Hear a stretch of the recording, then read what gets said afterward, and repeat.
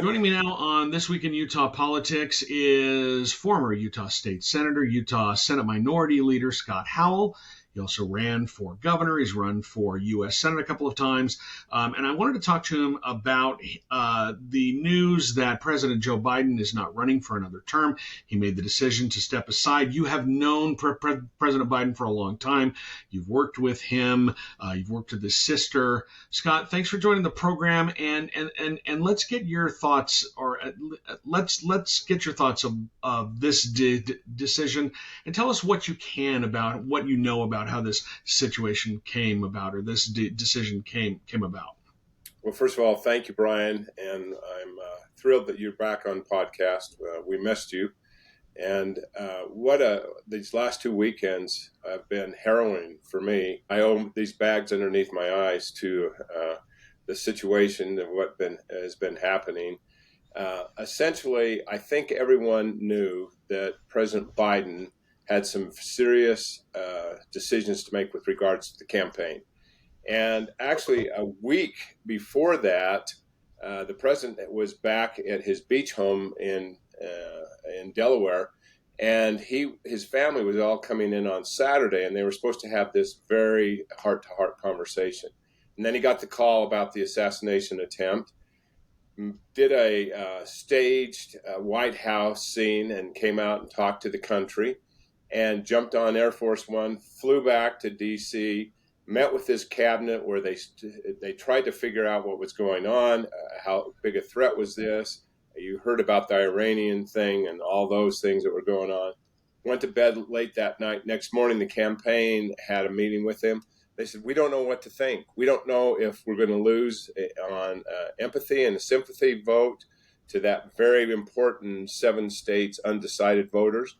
And then he came out Sunday night with a statement, went out to Vegas, was doing the rope line, got COVID, and he got really sick. I mean, he was sick. It wasn't anything that he could go on national television and talk about what was going on. So the following Saturday, Mike Donnellan and some of his closest advisors got together, and they had a heart-to-heart crucial conversation. The president did just exactly what he always does. He puts the country first, and he made a decision to give up all that power. Now, he didn't make it until he slept on it Saturday night. Sunday morning, he called his campaign staff, his closest advisors, his very closest advisor, and said, I made this decision. And then he called the VP, and he released a letter. And people have made such conspiracy theories about this letter. The reason he didn't come out on national broadcast is because his voice, and I heard him on Monday afternoon when he was talking to Jen O'Malley. She's been his closest advisor for a long, long time. She's running the campaign, and his voice was quivering. I mean, I've had COVID to that point where you get that sick. And so that's why he wrote a letter, and he said, it's time that I hang it up, and I'm going to finish out my last few months strong, and I can dedicate all my energy and all my time. The thing that was most interesting to me was to how people reacted. A lot of them said, oh, this is the worst day for Joe Biden. No. The worst day for Joe Biden was when his wife and daughter were killed tragically, and then when his son, Beau, died of a brain tumor. And that's how centered he is. He knows what's important in life. And I got to tell you, Brian, I really respect him. I've known Valerie Biden Owens for a long time. We've gotten to know Jill. And this is a family who genuinely puts the country first. And so to give up that much power, that just shows the courage and the dedication of the president to do the right things. And by the way, what was your initial reaction when you heard the news that the president was not going to be running for another term? Take me through that moment and what it was like for you to hear that and start processing that news. So I was sitting in church, and all of a sudden I started getting these texts, and I try and turn it off so I can have a little reprieve.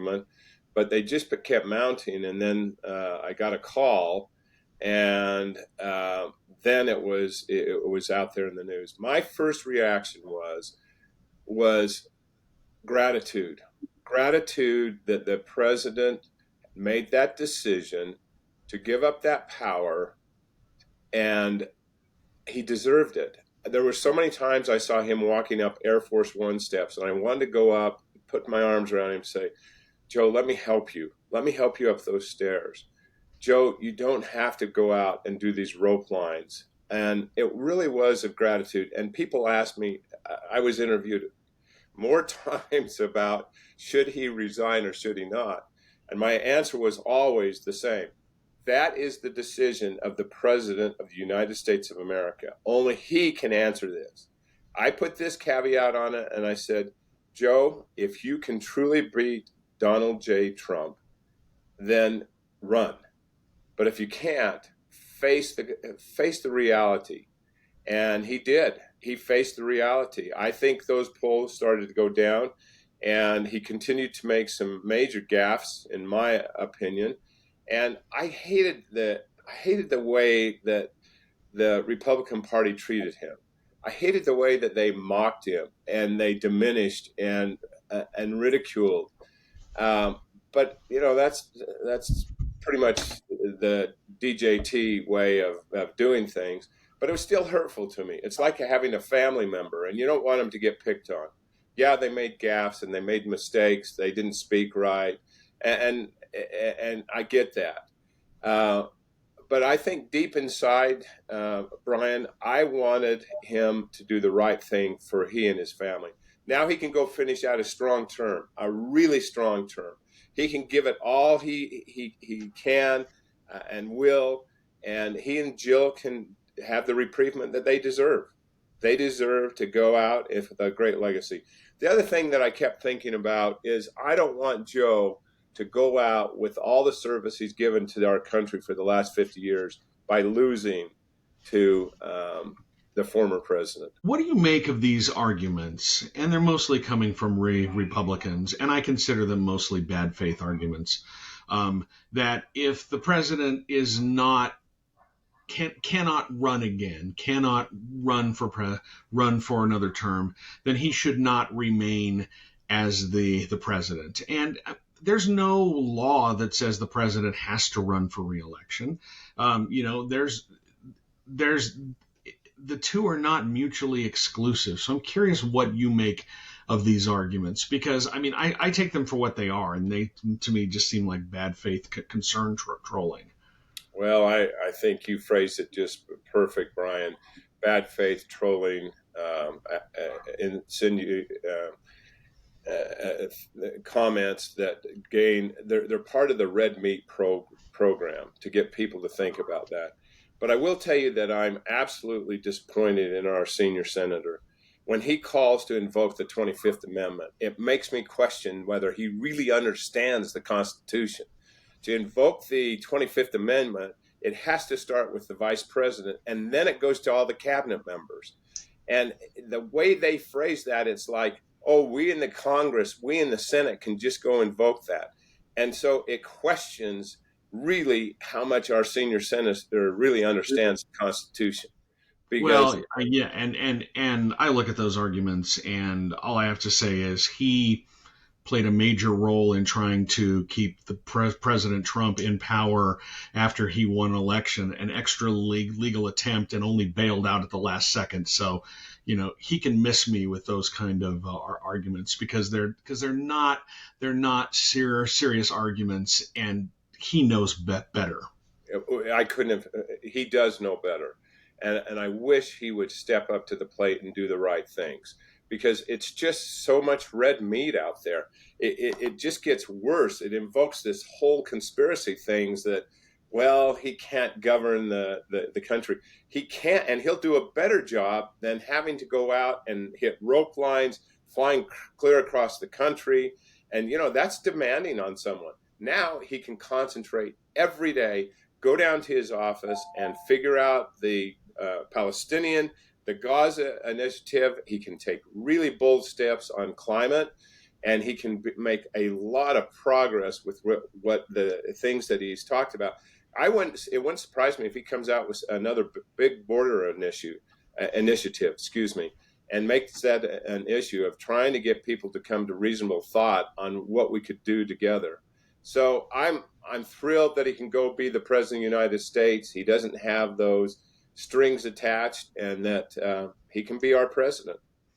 Now, you've had a number of interactions with Vice President Kamala Harris, who is now the presumptive Democratic nominee. She's secured enough support from delegates to win that. Tell me about, and you've told me this story before, and I think it's absolutely fascinating. Tell me about when she was here prior to the vice presidential debate in 2020, when she was getting prepared for that. She arrived in Salt Lake City. You took her around. Just tell that story, because I think it is absolutely fascinating, and it's sort of an interesting peek into your interactions with. Well, thanks, Brian. It was a fascinating experience because I really didn't know her. We were living in California at the time she was the AG, so I got to know her through the policies and initiatives that she was putting into place. And contrary to popular misconceptions out there, she was very tough on crime. In fact, she had some very left-wing groups in California that didn't like her because she was prosecuting pretty hard on drugs. So I didn't know her. I got a call. They said, "Hey, can you help us find a place for the VP, or excuse me, for the VP candidate to stay?" And that in and of itself was an experience, working with the Secret Service, going out to these different houses. I asked some of my closest friends, if you can believe this, it's very gutty. I called them and I said, "Look, could you vacate your house for a week and make Mm-hmm. it available? But I can't tell you for what. I can't tell you when, but can you do that?" And I'll tell you, People have a pretty good idea if you're asking them about that. I mean, I you, think you can't say it, but right? I it was really fascinating because these people opened up their hearts. They opened up their house. Some of them even cleaned out their closets before. And this is the protocol. The Secret Service comes. And I'll never forget at one house we went to, I thought it was perfect. It was up on the side of the mountain. It was on the north side of Salt Lake, northeast. And I thought it was great. And I'll never forget the Secret Service says to me, and this is the irony of what's happened today. He said, "Oh, the line of sight from that house next door makes it too vulnerable." And I thought, "What do you mean the line of sight?" And he said, "Well, we'd have to take over that house, and all of this." So we kept looking, and we finally found a place down at City Creek at the very top, a penthouse. And we got that all settled. And, she stayed there, and then they set up a stage over at the Marriott, the Marriott right there across from South Temple. And they set up a stage, and every day she took the elevator down, walked underneath City Creek, and went to the Marriott and practiced. So when we kind of got to know each other, I met her, and it was just kind of small talk. I got a call, and they said, "Scott, where would you think would be a good place to take the vice president?" I said, "Look, there's so many places. Great Salt Lake. I mean, there's just so many places you can go." And they said, "Well, what about This Is the Place Monument?" And I said, "Yeah, that's a great choice." And lo and behold, she had read about this place where Brigham Young and the pioneers had come down into the valley. And so I said, "That's great." And they said, "Okay, meet us up there at this time." And so Linda and I drove up, and we were waiting for her. She jumped out of the car. We had some small talk, and then she said, "I just want to talk to you." And she said, "Tell me about this place." And so I told her the stories and all the things that happened. And then she said, "Let's go." We went to every monument up there, every single monument. And she stopped and she read those monuments. She read the plaques. And about the third one, she said, "Have you ever read these plaques?" And I said, "Well, I've kind of glazed over them. I really haven't read them." She said, "Well, you should read them because this is a fascinating history of the state of Utah." And the thing that impressed me so much is that she took the time, and there's one up there about a midwife woman who delivered, I can't remember, hundreds of babies on the trek. And she was mesmerized with that and this woman and the care that she'd given. And when we got done, I think this was just really shows how sincere and how wonderful of a person she is. She turned to me and she said, "Well, all of you here in this valley really are kind of immigrants. You got thrown out of a place and you had to move." And she said, "My parents were immigrants here." And I said, "We have a lot in common on the challenges of religious freedom." And we talked about other things. And Bryan, I'm not kidding you. She is a steel trap for data, facts, and figures. And I think she has a historical perspective. And we talked about that for another 15 or 20 minutes. And really, she was fascinated at this monument and what had happened in the valley. So that really, in and of itself, made us very close, and it was great. I saw her it's been 3 weeks now up at Park City, Yeah. and we talked about that, and she said, "I will never forget that experience, Scott, and thank you so much for taking the time to go on that." And you told me that you had to wave her off of a visit to Temple Square as well, right?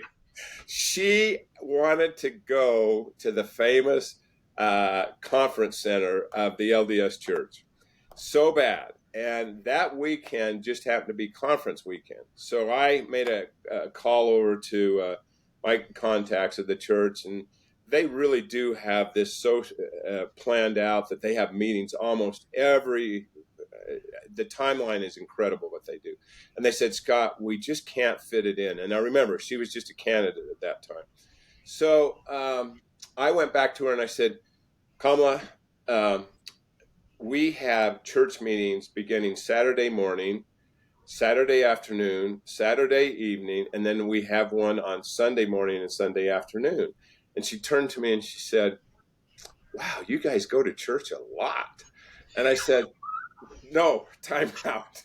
We do this twice a year. This is where we bring in, we have a worldwide conference."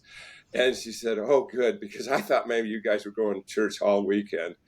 And she kind of made a joke, but this is how her determination and her character. I got a call and they said, "Look, Kamala wants to go over to Temple Square. What do you think?" And I said, "It would be great. Just don't say anything to anybody. Just take the service." And she had about, I don't know, 3 or 4 people with her, and then the Secret Service. They went over, they went to the Beehive House, they went to the whole thing, they walked through, and they did it early in the morning. I think they thought that way they would avoid any of the, the people that were attending conference. Then she did something remarkable. She walked up State Street and went to the Capitol, and she again read all the monuments. She stopped and she read each one of them. And there was one up there that really she appreciated, and it was I think it's Chief Joseph, and talking about the historical of the Native Americans here and how they work together. And that really caught her attention. And she was very appreciative of it. She walked around the Capitol, and then they walked back. They walked back to her where she was staying in residence. So she knows Utah very well. She likes it out here, and you think that she's going to come back before the election in November? Now, obviously, you can't definitively say, but do you think that that's a possibility? Because usually when you get a Democratic candidate coming through here, it's most often just for a fundraiser, like in Park City. I think the last one we had who really did a campaign stop was Bernie Sanders in 2016, and that was a remarkable event up at This Is the Place State Park. But do you think that that's a possibility? Well, Bryan, that's a great question. What I think and what I'm hoping is yesterday, former President Trump made a statement that I hope he's going to commit to. He said, "I will debate. I'll do many debates. I'll debate anytime with the vice president anywhere." In my mind, since the Commission on Presidential Debates were planning on a debate September 10th up at the University of Utah, and now they've been flushed away. I mean, Yeah. they're no longer in the picture.